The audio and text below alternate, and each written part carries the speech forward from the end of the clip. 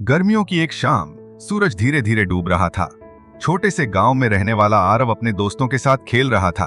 खेलते खेलते जब उसे प्यास लगी तो वो भागकर अपने घर आया।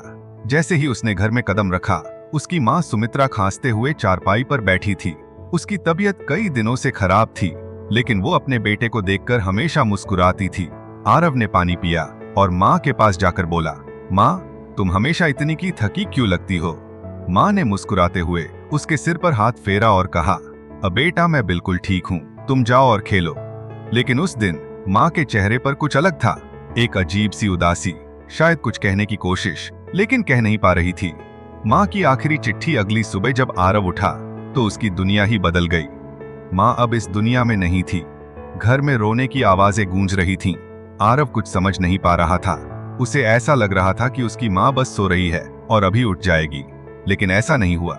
कुछ घंटों बाद जब रिश्तेदार घर में आने लगे, किसी ने उसे माँ की एक चिट्ठी दी। ये चिट्ठी सुमित्रा ने आरव के लिए लिखी थी। मेरे प्यारे बेटे के नाम, मेरे प्यारे आरव, जब तुम ये चिट्ठी पढ़ रहे होंगे तब मैं शायद तुम्हारे पास नहीं रहूंगी, लेकिन याद रखना, माँ कभी दूर नहीं होती। मैं हमेशा तुम्हारे दिल में रहूंगी।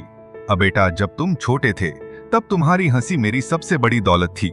जब तुम गिरते थे तो मेरा दिल रोता था, लेकिन मैं तुम्हें मजबूत बनाने के लिए मुस्कुराती थी। आज जब मैं तुम्हें अकेला छोड़ रही हूँ तो मेरा मन भारी है, लेकिन बेटा, तुम रोना मत, क्योंकि तुम्हारी माँ बहुत बहादुर थी और मैं चाहती हूँ कि मेरा बेटा भी बहादुर बने। हमेशा सच बोलना, किसी का दिल मत दुखाना और मेहनत से कभी पीछे मत हटना। और हाँ, जब भी तुम्हें मेरी याद आए तो आसमान की तरफ देखना, मैं वहीं से तुम्हें देख रही होंगी। तुम्हारी माँ। बेटे की कसम। चिट्ठी पढ़ते पढ़ते आरव की आंखों से आंसू रुकने का नाम नहीं ले रहे थे। उस दिन उसने खुद से एक वादा किया, मैं माँ के सपनों को पूरा करूंगा, कभी किसी से हार नहीं मानूंगा। आज वही आरव बड़ा होकर IAS अफसर बन चुका है। हर साल माँ की पुण्यतिथि पर वो आसमान की ओर देखता है और मुस्कुराते हुए कहता है, अम्मा, मैंने आपका सपना पूरा कर दिया। अगर ये कहानी आपके दिल को छू गई तो एक लाइक और कमेंट जरूर करें।